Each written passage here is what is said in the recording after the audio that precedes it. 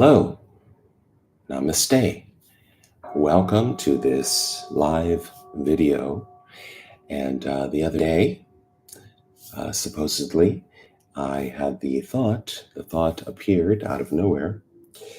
And the thought was, let's see, excuse me, this body's a little bit sick. Let's see if ChatGPT can come up with any new questions. If you're like me, you've been listening to non-duality for quite a while now. And so apparently, you come across pretty much the same questions over and over. And so I thought, let's just see what ChatGPT has to say about this. I'm going to share my screen and I will show you what ChatGPT came up with. Here's my document. I will share that here. And I should be sharing now. I'm still waiting for this to show up over here. No, that's been removed. Anyway, so we will read through these apparently. And just give me one moment here. Sometimes things don't happen the way you want them to, but that's okay. That's just life.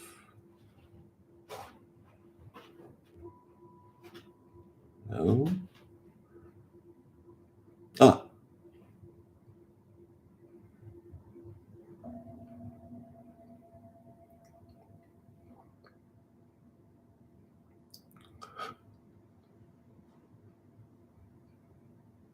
There we go. Okay, here we go. We are in business. Hello, hello, hello. All right, I'm actually a teacher, and I do this a lot, but I don't use YouTube in this way.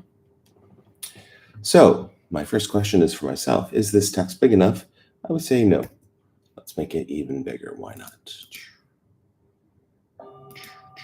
So that it's really easy for anybody who would like to follow along.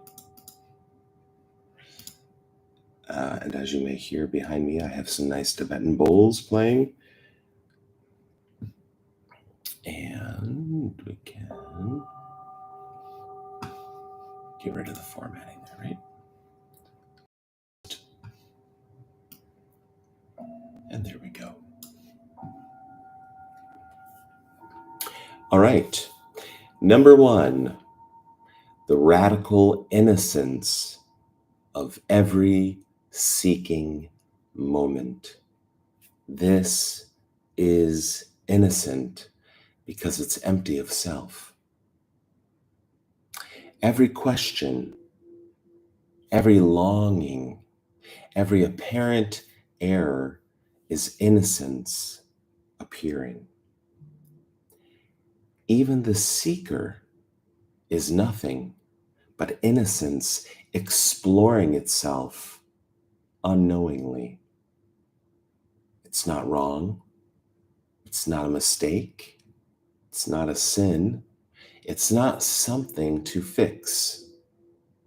It is a flower that cannot help but open and fall apart.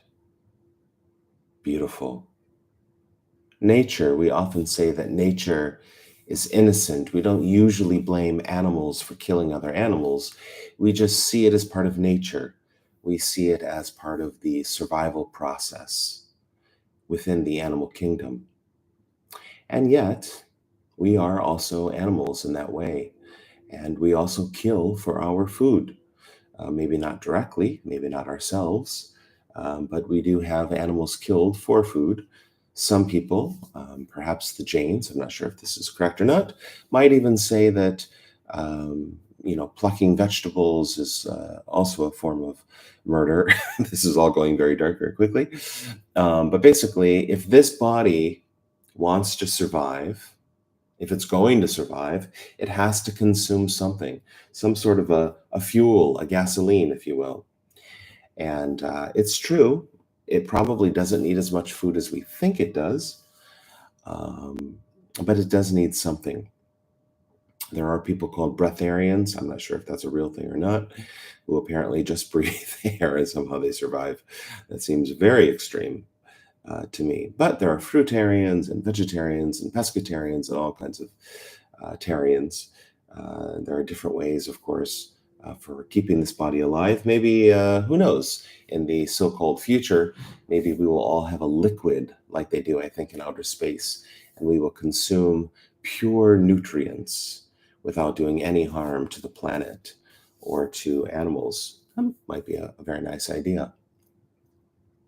Hello. We have another listener, I think. Anyways, everything is innocent, though. That is the message being expressed by ChatGPT. Number two, there has never been ignorance. Ignorance was never a real condition. It is only the idea that something was missing. And whose idea was it?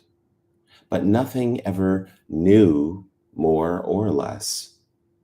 All that ever happened was the appearance of clouds on an already whole sky. Well, this is beautiful. The sky, Adyashanti used to say that awareness is the context, and consciousness, everything that's changing, is the content. But the awareness is never touched. The screen is never touched by the fire in the movie. It's never made wet by the apparent flood in the movie. The images do not touch what is. Nothing is touched. In an even more extreme way, even the clouds, of course, are this. All there is this. This is no thing appearing as everything. So it's only the appearance of duality, the appearance of conflict, the appearance of I and other, the appearance of drama, really. And we know that the human being appreciates, likes, enjoys things that are interesting, things that are entertaining, things that give some sort of pleasure, either on a physical level or an intellectual level or a spiritual level, an emotional level. Anything that is attracted to something in this dualistic story is worthwhile and worth giving its time to. But as is said, when this energetic contraction releases, it is seen that it never was. That is the illusion of the phantom self. It's not actually a thing happening. It's an appearance, perhaps. It's an energetic contraction. It's an abstract conceptual self being identified with, perhaps, in the mind. But it's not a real entity. There's no one inside the human body. There's no one. There's no self. There's never been a self.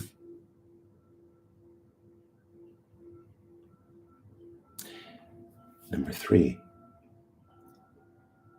no transmission, no arrival, only the timeless dance of what is. The timeless dance. This is not happening. This little breakdancing here is only an appearance, but it's not actually happening. There was no transmission from master to student or from master to student, because that's duality. There isn't two, there isn't even one.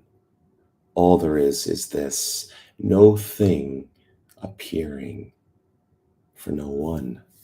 There was no arrival because there's no A going to point B. There's no one who could travel from point A to point B. There's no here and there's no there. There's no process. This isn't going anywhere. This already isn't a thing which has movement. And if it's everything, and if it's omnipresent, then movement is impossible. It's already filling, if you wanted to, every available or imaginable space. But there's no space and no thing. Only an endless, spontaneous, beautiful flowering of nothing happening. And this is the second time now that a flower has been used to illustrate what is. And it's beautiful. There's a story that the Buddha, people came from all over to hear the Buddha speak.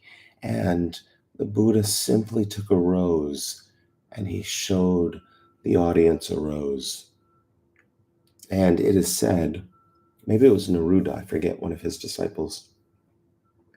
It is said that only one of those human beings smiled or stood up or sort of recognized, realized what the Buddha was saying. He wasn't speaking, he was using the rose to illustrate something, that all of us are like flowers, innocent, beautiful, beautiful, because it's beautiful. What is can appear as beauty or something that's horrible or wonderful, or this is all judgment from the mind, from the illusory separate self, which isn't actually there. But everything is a beautiful, beautiful flower, and it's all just unfolding all by itself. No one is doing that. There's no separate something, we'll call it for now, that's making this flower to unfold. It's just simply happening, or is it?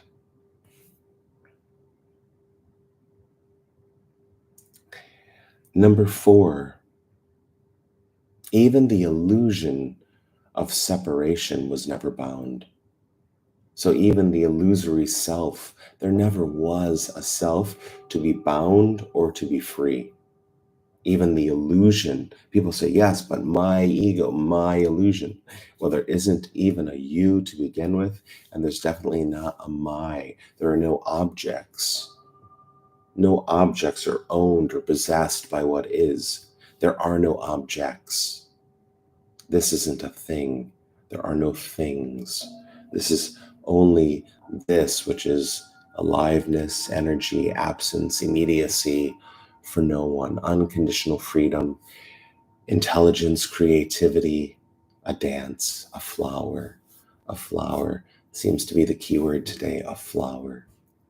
Even when it seem is the key word there, seemed in the past that you were trapped, you were already the vastness pretending to be caught. The bird was made of sky all along. That's beautiful. So we have moved from a beautiful flower to a beautiful bird, and the bird is not separate from the sky. Going back to what I was saying, consciousness and awareness, we speak about them sometimes, some people do, as being two things. But the objects of awareness, which are appearing in awareness, are also, in a way, awareness. Now, I know some non dual people don't like the word awareness because it implicitly implies duality. But what is really being said? I mean, these are just words. What is being said is that everything, if there's a thing, everything, not only is it connected or interconnected, but it's all made of the same no thing. This is emptiness, fullness. God is what is. This is aliveness. So the awareness and the objects appearing in the awareness are not two. We can speak about them as if they were two. Remember, we can always come back to 2, 1, and 0. It's very helpful sometimes for the mind or that which is trying to understand that there, of course, could be two. There could be I and other. There could be table and chair and dog and cat and night and day in the appearance, in the story of me, of I and other, of this and that, of subject and object. Of course, Nisargadatta said there is variety and difference, but no separation. Other people say there isn't difference or similarity or same because that still implies many, more than one. And there isn't even one. Who would know that there is one I am aware of oneness. I am one with oneness. Me and you and everyone is one. So we can talk about that. We can talk about whatever we want, apparently. But there isn't even a one because there's no thing. This is nothing appearing as everything. Energy, aliveness, the beloved, the divine mother without any children. This was spoken and listened to.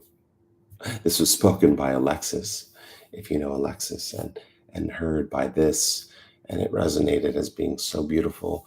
Everything is the divine mother. All there is the divine mother without any children. And yet, calling this the divine mother perhaps speaks to a quality of compassion and mercy, of an unconditional love that as a human being, perhaps we have only ever experienced from our mothers, maybe from our pets, hopefully from our partners, our beloveds. Number 5, beyond silence, the music of everything. Many traditions end at silence. There's a horn beeping downstairs. But even noise, even the pushing of the car horn, even confusion, even laughter, ha ha ha, even mistakes and error and fault are the perfect music of the one appearing as many. Nothing is outside of this. Nothing is outside of the song. All there is music. Not even misunderstanding, not even, as it said, confusion or ignorance, even though we just read that there never has really been ignorance. Again, all talking about knowing or not knowing. I know, no, you're ignorant, this, that, and the other. This is all the play of the dualistic illusion, which this message, excuse me, Advaita is saying, well, that is the illusion. There isn't two. There's no knower separate from this, watching this, aware of this. There's only this, and this is not a hand. It's not a pointer to the moon. There's not even a moon. All there is a beautiful flower, a bird flying through a sky which it is not separate from.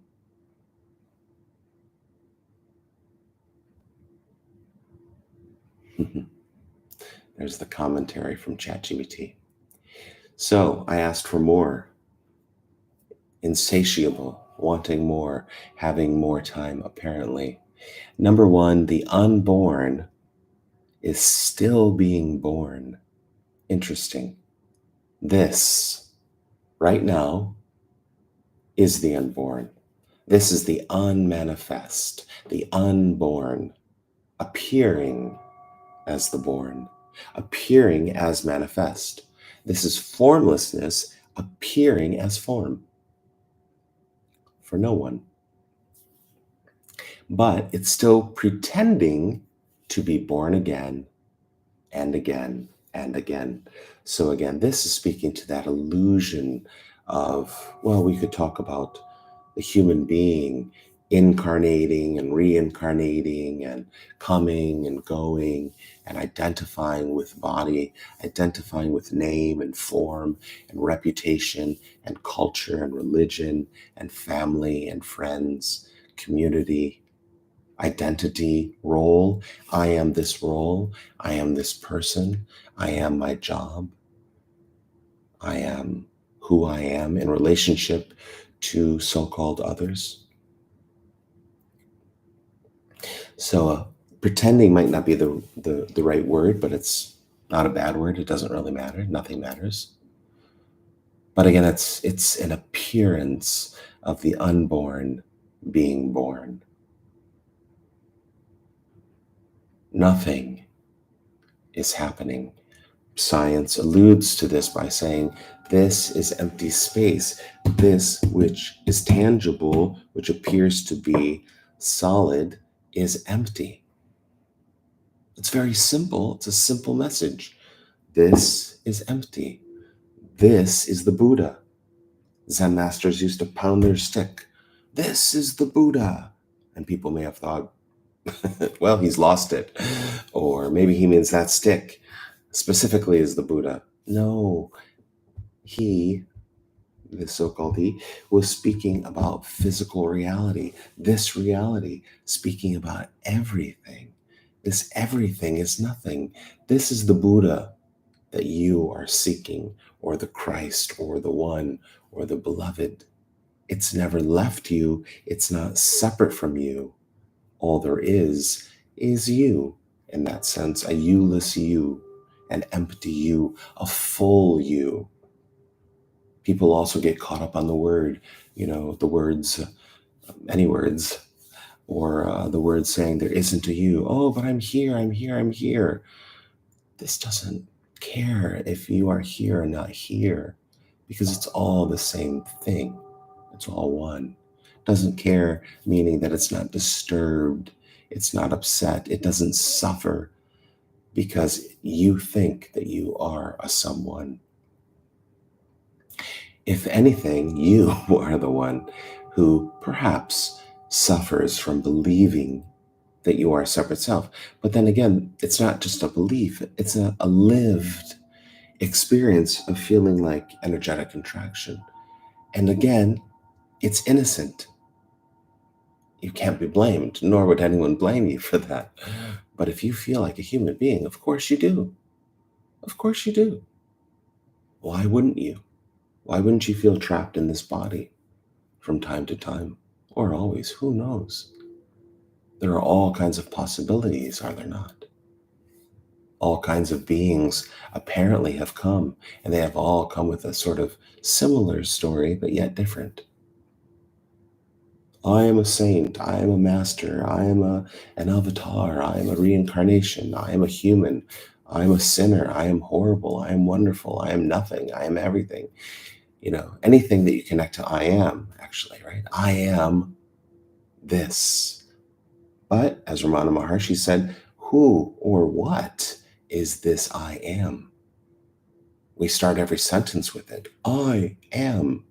What is I am referring to? This body, this personality, these thoughts, feelings, words, actions, sensations, stimuli. Is there an I? Is there a self to be found? And by whom?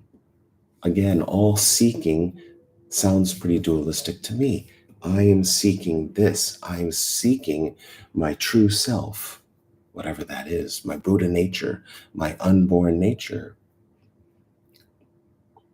Like a dog chasing its tail. I have a dog. I have a dog. Okay. Number 2, no one has ever been enlightened, not even once. Really? Not even once? There was never an enlightened Buddha. Buddha said, if you see the Buddha on the road, I think he said kill him, which seems a bit violent for the Buddha, but there was never a realized Ramana Maharshi. There was never a free or bound you or me. There are only stories swirling around the campfire of what never actually happened. Alexis says, people speak about spiritual awakening. He said it's more like falling asleep, a dreamless sleep. When the me falls asleep, it is seen that it never was. It never was. There never was a Buddha, a Ramana, a you, or a me. All there is this. There are many stories about this, many interpretations about this, many perhaps philosophies, religions, belief systems about this, opinions for sure about this. And all of those are this. There's nothing that's not this. All stories are this, stories about this. Time is the first lie. Before the lie of I am, before the illusion of separation, there was a much earlier magic trick, the invention of before and after. The whole house of seeking is built on a calendar that doesn't exist.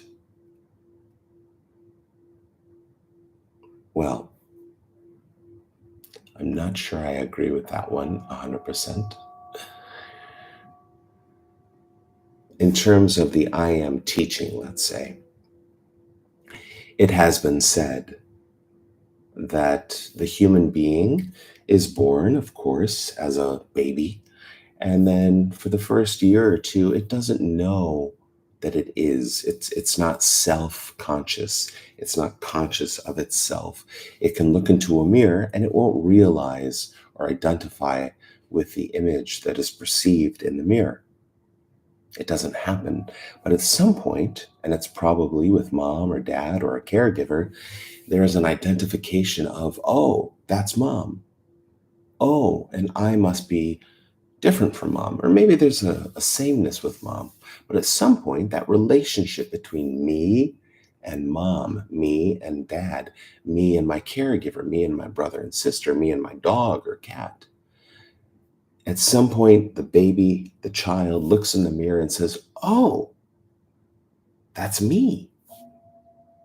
Now, this is maybe not conscious. There's not the child is just learning how to talk and whatnot, but there's something, maybe that's when the energetic contraction apparently happens, that is created or perceived at that time that says, oh, I am that body. That body I see, that image I see in the mirror is me. And then there's this kind of a thing, exploring. Oh, I feel this. Oh, I can feel that. Oh, am I inside this body? Do I stop? Is the skin sort of my protective coating? Is there any me beyond the skin? What about if I have an aura? Is that me? What if I have a really big aura? Is this all me? You know, is all of this energy me? Are my creations me? I wrote a song yesterday. Is that me? I have a bedroom. I have a car. I have a laptop. Are those me? Where does identification stop? Where does it start? Oh, I am aware. Awareness is here. Is that awareness me? Is there a me? Is there a self? So, anyways, usually this, I tend to say or look at the sentence, I am here and now. Pretty much those have to come all together. I am pointing to the beingness. Where am I? I am here. I'm always here. And it's always now. No, no. Advaita says there isn't an I, there isn't a here, and there isn't a now. All there is this. Maybe that this is the am, being, but it's not the being, or sorry, it is the being beyond the being and non-being, the alive and the dead. Excuse me. It's the aliveness. Body doesn't think. There's just the aliveness. But there's no one in there. There's no self in there. So, anyways, here and now go together, time and space, time and space. I am here in this body, and I can look at the clock and I can look at my surroundings and tell you, it's 1:58 p.m. on Friday, and here I am in my living room, and this is where my body is, and this is my story. This is my experience of here and now, and I'm watching it. Maybe not all the time with the same amount of awareness, Maybe sometimes I'm not thinking about here and now. I'm wrapped up, as we say, or consumed in something. I'm thinking about something. I'm working on something. I'm talking to someone. I'm laughing, and I'm not thinking about the time or where I am. Oh, yeah, maybe I'm at a church and there's a funeral, and I'm so caught up, I'm so engrossed in some sort of a funny story that I don't even realize that I'm at a funeral where we're supposed to be, appropriate, because we're so absorbed. All there is this absorption, really. No one is absorbed, but this is absorption. This is full on aliveness for no one. But if we stop and we think about it, we would identify possibly as I am this body at this time, at this place. People say I am everyone, but that's not really their direct experience of reality. If I do this, you don't feel it. I may want to be one with all of you. I may want to connect with humanity or with the people I love the most and say, oh, I am one with you. There definitely is that connection and that feeling, but I'm talking, it's kind of funny because I'm talking from the opposite perspective now, but I'm talking about as an individual, how can I be everywhere when this body and this awareness is located here? I am in the UAE.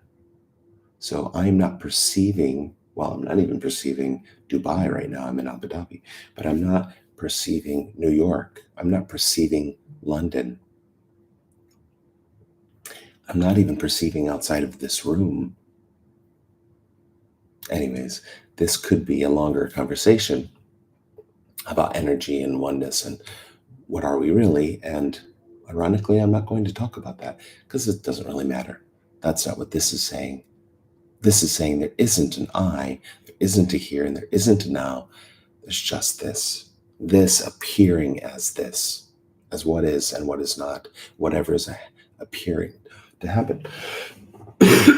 Excuse me. Oh, wow, 32 minutes. So, number 4, the finger never points to the moon. It is the moon. The finger and the moon are the same, no thing. The pointer is not a tool. The teaching is not a path. The finger, the teaching, the confusion, the misunderstanding, I love that, the hope for something better in the future, the despair that this isn't enough, all of it is already this, the moon. I like these images. So far we've had the flower. This is an innocent, pure, beautiful flower. This is a bird flying through the sky that it's not separate from. And this is the moon and the sun, and they are the same, no matter what's happening or appearing to happen. Number 5, you can never wake up because you are the dreamer and the dream. Awakening is not waking up from the dream, it's the dazzling, heart shattering realization that you are what is dreaming, and what is dreamed, and what never slept. Hmm. Hmm. Now, when we speak about the me and the me story, we're speaking about dream stuff. That is the illusion again, that there's a separate self who is existing here and now in this apparent world. What is not seen, but how do you say it? What is perceived, what is realized at some point by no one, is that this is not happening. Nobody knows this. All knowing is dualistic. I know this. Nobody knows this. This doesn't know this. This isn't doing anything. This is just howling at the moon, if you will. Muji says, because some people, when you say this is a dream, This is a dream within a dream, actually. But they say, oh, I can do whatever I want. Oh, well, sure. If you want to go rob a bank, that's part of your dream story. But remember, in the dream, also there are police who will catch you and put you in a dream prison, and you'll be in dream prison for the rest of your dream life. So all of it is dream. Now, Nisargadatta used to say, the dream doesn't have to end, and the dream won't end. But what we'll realize, what will change, is that you will know it's a dream. So the dream will continue. People will definitely continue to act as if they are in a dream, but you will know it's all a dream. And in that sense, suffering, we can assume, will reduce. Maybe suffering will disappear. And then the dream won't be a nightmare. It'll just be images, colors, shapes, voices, entertainment for no one. And life will continue to be a river that flows between the banks of pain and pleasure. Pain and pleasure.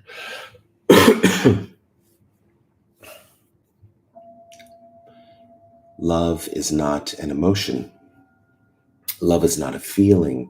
It's not affection, nor kindness, nor compassion. Love is the collapse of otherness. It is the absolute nakedness that sees there was never an other to be loved, only love itself dancing. Love itself dancing. Love means no separation. Now, of course, we do feel love when we feel love. I love you. When you enter a room, my heart opens. I feel this warm, fuzzy feeling. When I come home and my dog runs up to me, oh, I feel this love for my dog and my cat, for my partner, for my family, my friends, my colleagues. How far can that love expand? Where does that love stop? Where is that love, the personal love, conditional? I love you. I love you. I don't love you too much because this, that, and the other. These are the conditions, terms and conditions of a personal conditional love. But unconditional love, which actually all there is unconditional love, embraces everything because it is everything. In pure, unconditional love, there isn't an other. There isn't even a one. There isn't even a subject that is doing the loving. There's only love. And in that sense, it's not about feeling love. It's not a quality. It's literally everything. It's this. This is unconditional love. We could also say, again, no one is there. There's no self who is allowing or rejecting. But if you look at the world, isn't everything allowed to be? The person you hate the most, aren't they allowed to be? The war, the genocides, the starvation, the suffering? Apparently, it's being allowed, but not by someone, not by something. And allowing really isn't the right word because, again, allowing implies duality. But it's speaking to that unconditional freedom and love, which is reality, apparently, because it's happening. How do we know that? It's happening. This is not allowed. It's happening. That's what I'm talking about. This is what is happening, and everything is happening. There's so much, again, going back to Nisargadatta, so much variety and difference in the world. Different countries, different cultures, different belief systems, different philosophies, different economic levels, different bodies, different images, different personalities, different religions, of course, different. So much color, so much difference, so much variety, and yet it's all this. It's just this. It's only this because this is already everything. This is unconditional love, unconditional freedom. No one's terms or conditions.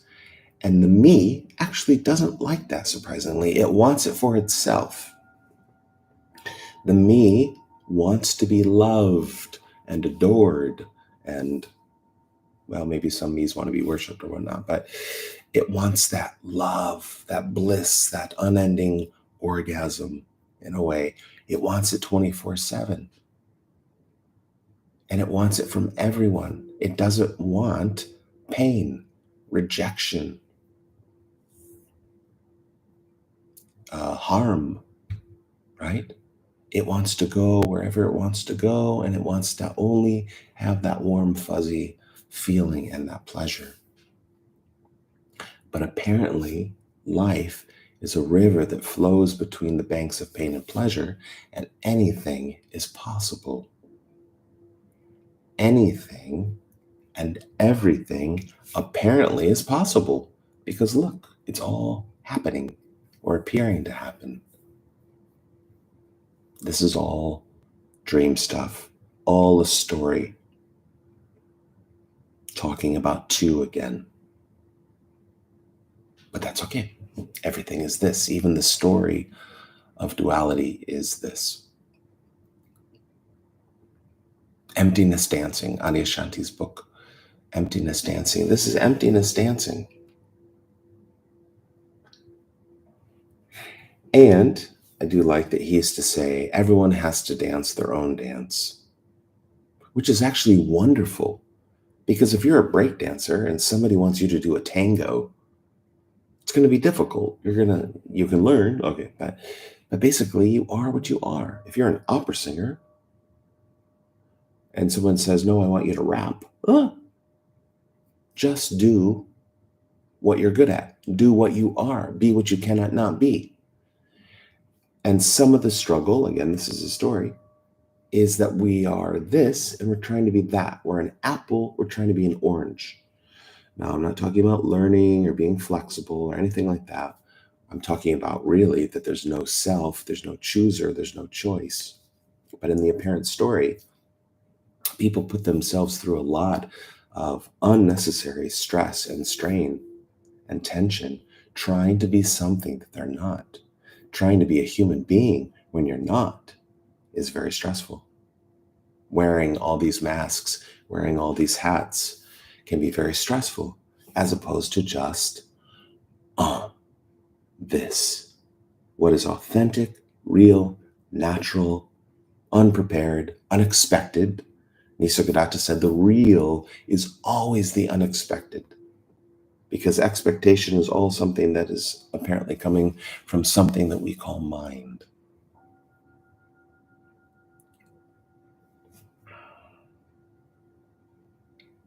Where am I?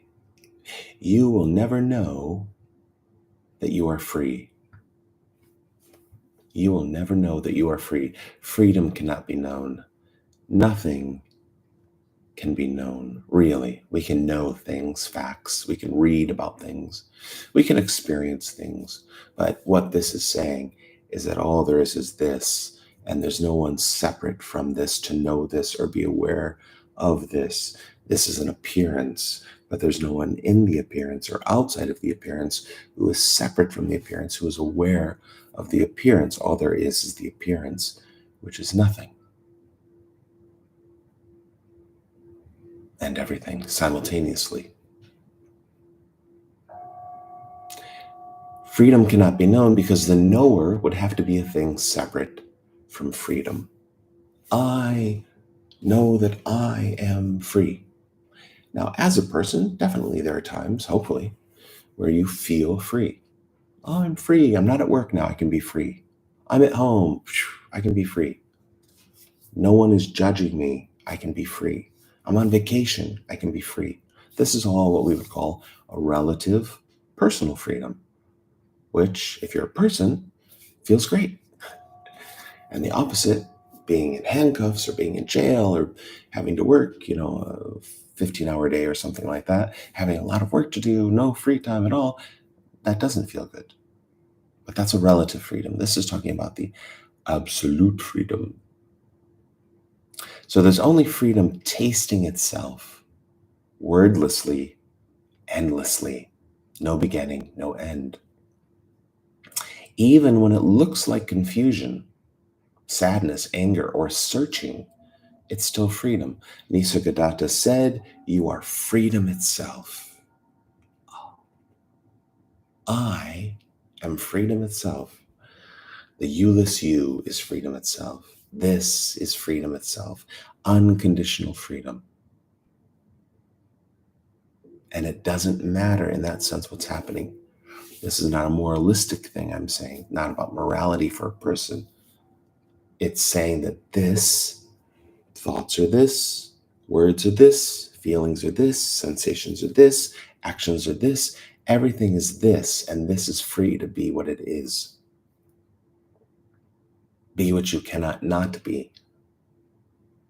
And in that sense, it doesn't matter. Nothing matters. It doesn't matter what is thought, said, felt, or done. This is the absolute perspective, let's say. It's not a moralistic message. It's saying that this can only be what it is, and no one's there. There's no self. There's no one behind any thought, feeling, word, or action.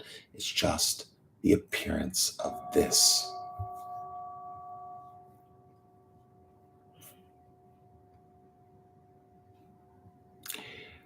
Liberation is the final joke, and it's on no one. There is a huge punchline to all of this. There's no one here to laugh. I think of Muji. Muji said, or has said often, many times, that when this is seen, there can just be laughter. No one is laughing, he says, but there's laughter. Ha ha ha. There could be crying, but no one crying. Everything. There isn't a self already doing anything, laughing, crying. But again, if we go back into the story of being a contracted, separate self who has a lot of neurosis or a lot of rumination or a lot of stress or suffering, when this is released, when something is seen, when the lightning flashes and we look down and the snake can be finally perceived as a rope, even a glimpse. Oh, it's not a snake, it's a rope. Just that glimpse, that lightning flash. Oh, it can take away so much of the sting of life, so much of the suffering, so much of the confusion, so much of the time wasting, the chasing of the tail, the resistance to what is. Ah, the snake is not a snake. The world is not the world. The human, the person, is not a thing. Ah, there isn't a self. Oh, this is all emptiness, fullness. Ah, this is unconditional love. This is why I couldn't get it. It's not about me. It's perceived perhaps in the absence of me by no one. Well, how does that work? It's a paradox. Nobody knows it. Can't be explained, really.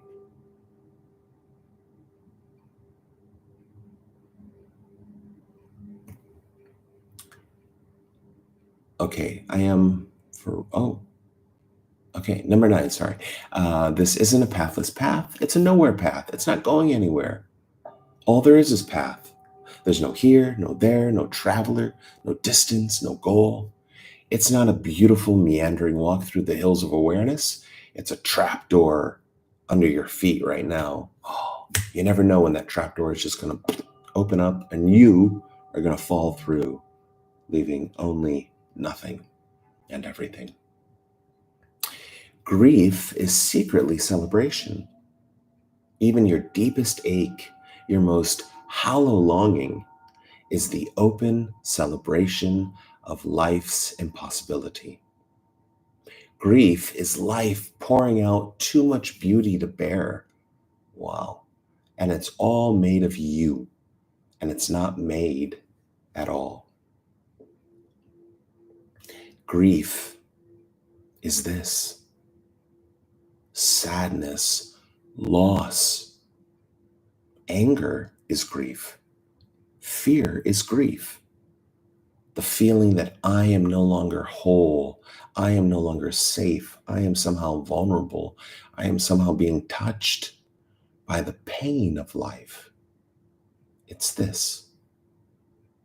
It's also this. It's the beautiful flower. It's the beautiful bird. It's the death of the bird. It's the wilting of the flower. Everything, all form is decaying. Everything that is born dies. It appears, it disappears. It comes and it goes. But find out what is. Find out what remains after whatever comes and goes. But yes, pain and pleasure, two sides of the same coin, two sides of life, both are this. And it has been said that when someone dies, grief will rip your heart open, and you will feel such a love and a compassion and a connection and a profound appreciation and gratitude for what is and what you have, that a simple mental shallow teaching just simply can't give you. Everything is one, and life is perfect, and God is in control. These are just mental concepts. Grief is so tangible, visceral. You feel it in your belly, in your gut. You feel it in your heart. And it hurts. But when we cry, when we experience that pain, when we're open to it, this is not about, of course, abusing ourselves or abuse or anything like that, self-harm. This is speaking to the natural way of things, the natural progression of birth, life, death. Everything is going to die in that sense. Your parents will die, your children will die, your pets will die, you will die, your best friend will die, your lover will die. This moment will die and is dying. It's being born and dying in every now. That's why we can't really even say there's a now, because there's nothing really tangible here. As soon as you say this is now, it's gone. Only this moment has the stamp of reality upon it. But as soon as you stamp it, it's not there. It's gone. So everything is gone. Everything is impermanent. And that grief, the connections, the relationships, the hugging, the crying, the consoling, the comforting that can happen between two people during the process of grief can be so rich and fulfilling and meaningful and beautiful, even though it's nothing.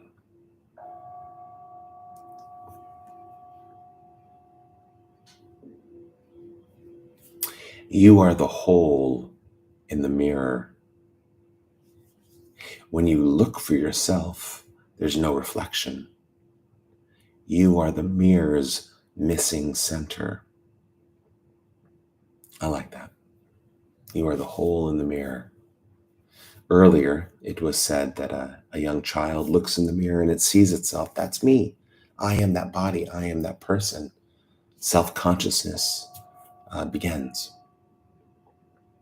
But as an adult, well, there's no time connected to this, but again, when we do the U-turn, we come back, we look at ourselves, we don't find one.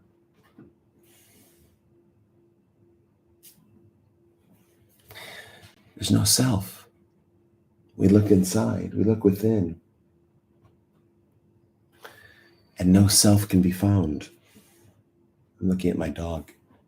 He's trying to maneuver himself on the sofa next to the cat. There's no one inside. There's awareness, perhaps, but no one who is aware. It's all empty and yet full. Nothing and yet everything. Number 2, speaking of Tibetan bowls, the bell rings without sound. Every question you ask has already been answered. Not in words, not in silence, but in the bell that rings and yet has never made a sound.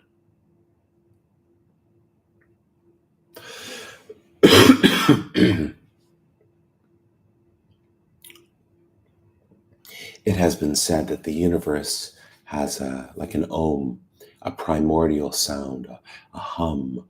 Oh,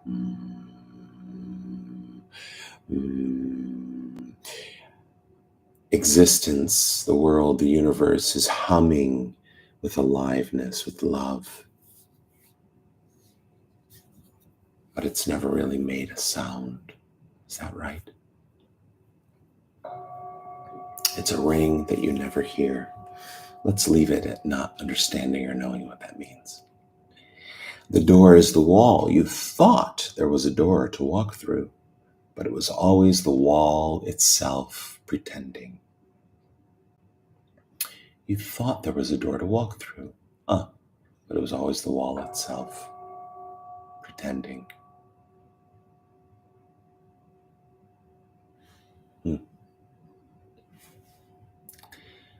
The last step is the first step.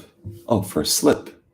The moment you take the final step to arrive, you slip and fall into what never moved.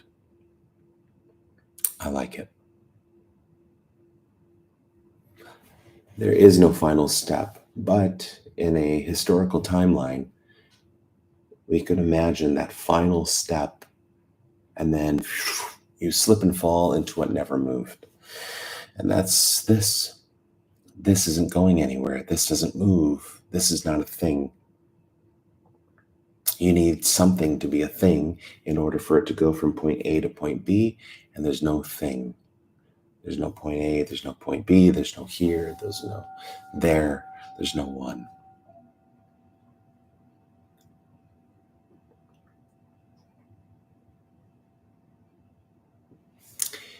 God is running in circles trying to find you. What if God is the seeker and you are the one being sought by what you already are?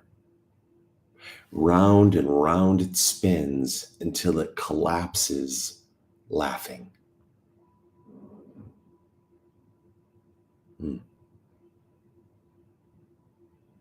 Nice.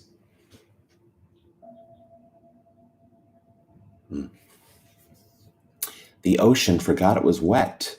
You were like the ocean that forgot it is made of water, chasing raindrops across the sky, never realizing it was raining itself.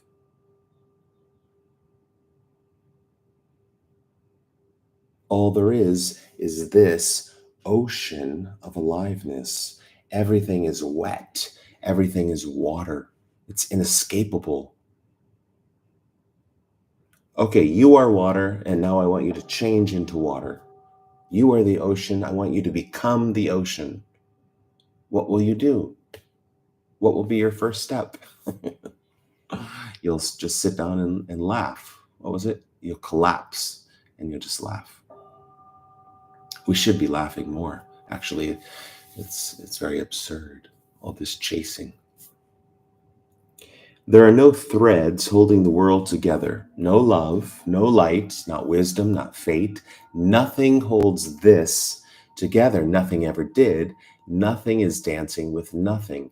Well, it can't hold anything together because there aren't things. No thing is not a thing. There's no thread, no love, no light, no anything. It doesn't need to be held together. It's already whole and complete as it is. That's a relief. You don't have to play God or, do anything. Nothing needs to be done. It's already this. It's already whole and complete.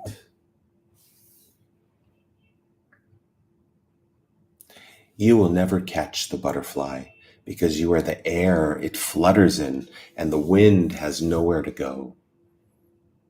That's beautiful. Let the butterfly fly. Let the butterfly fly. Let it be free. Stop trying to grasp everything and possess everything and hold everything and own everything. This is mine and this is mine. I want this. I want this. I want this. It's insatiable. I want more and more and more and more. That is a rejection of this. This is already everything. And yet something, which is also this, is saying, I want this to be more. I want more of this. I want this to be better than it is.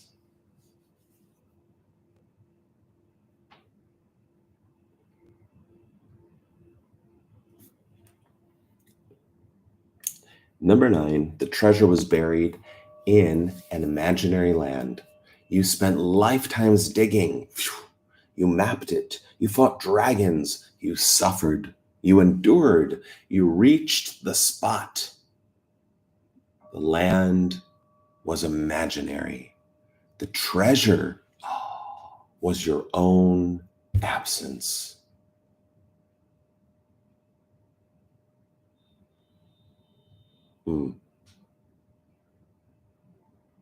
So you, the separate self, the one that feels like a separate self, will never get the treasure because it's the absence of you that is the treasure.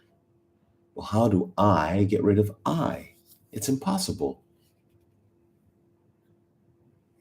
It's not actually happening in the first place. Already there's no I. Already there's no self. Already all there is treasure. Already all there is absence.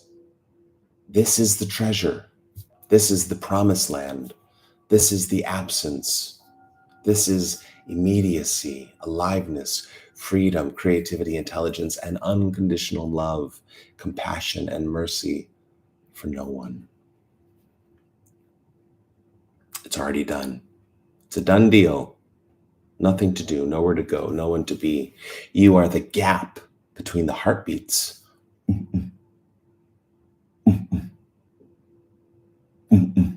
You are not the body.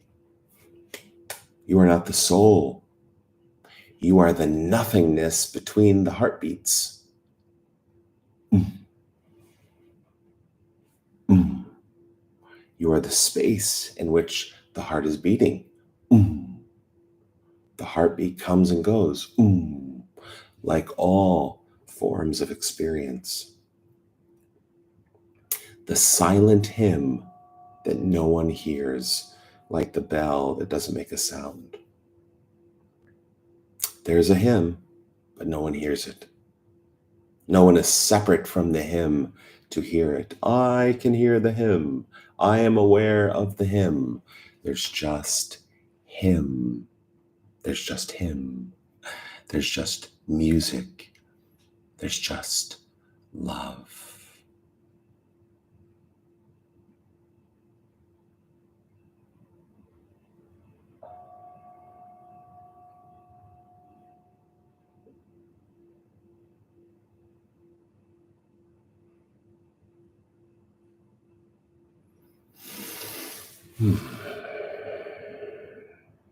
All right.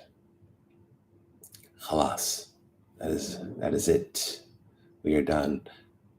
We should go to a blank page, because that would be very profound, right?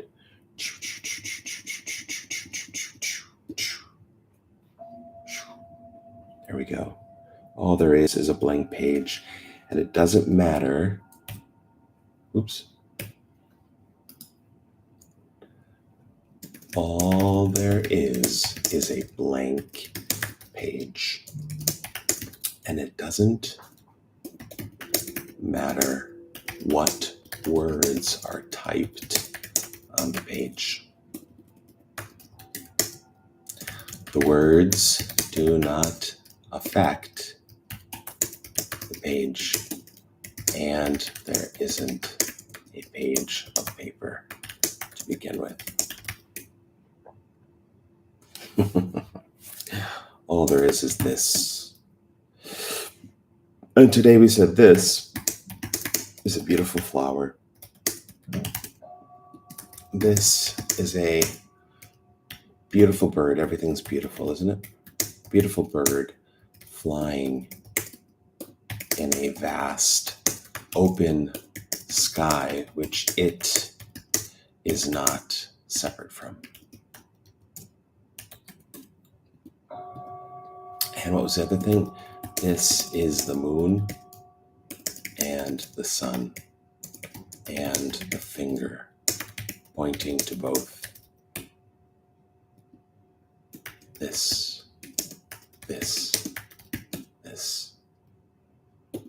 This is freedom and love for no one.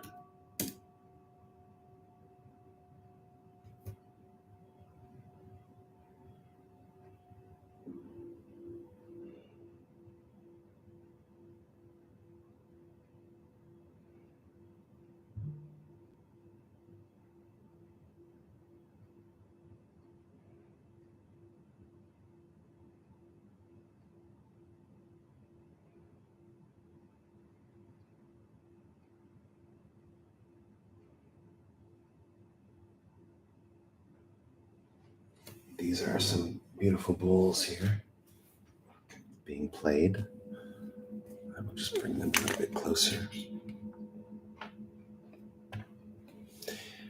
And for no reason at all, we'll just sit here for a moment and enjoy the Tibetan bowls.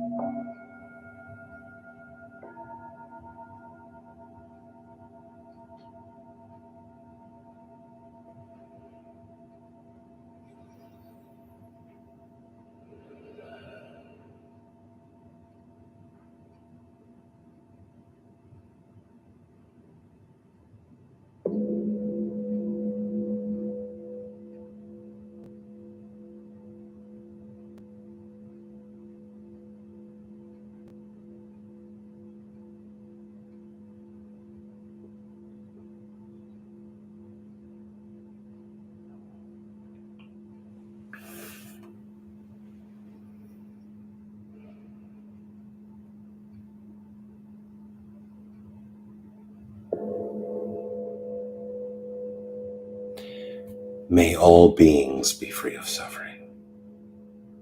May all beings be at peace.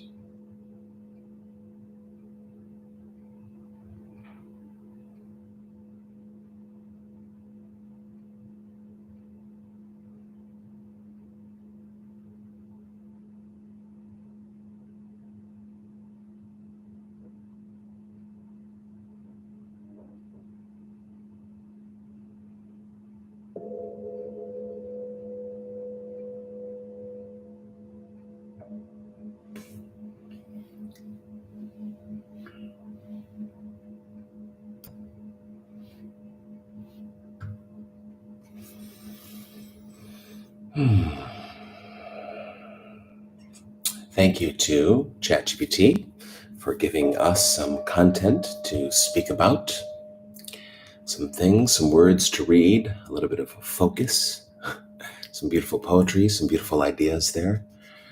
And everything is nothing. Everything is this. And and that's that. A flower, a rose, the suchness of aliveness, really, the innocence, the purity of what is. No self, no one behind anything, just a beautiful appearance. A bird flying in the sky, but it's not separate from the sky. How beautiful. How beautiful. And the third one, which I keep seem to be, keep forgetting here.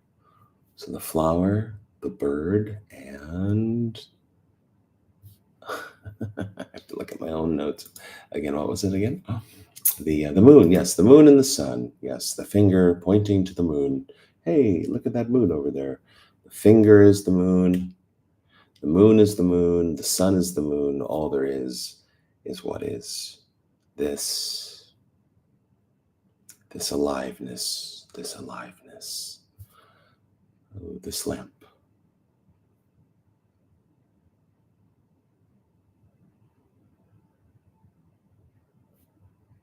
Peace. Love.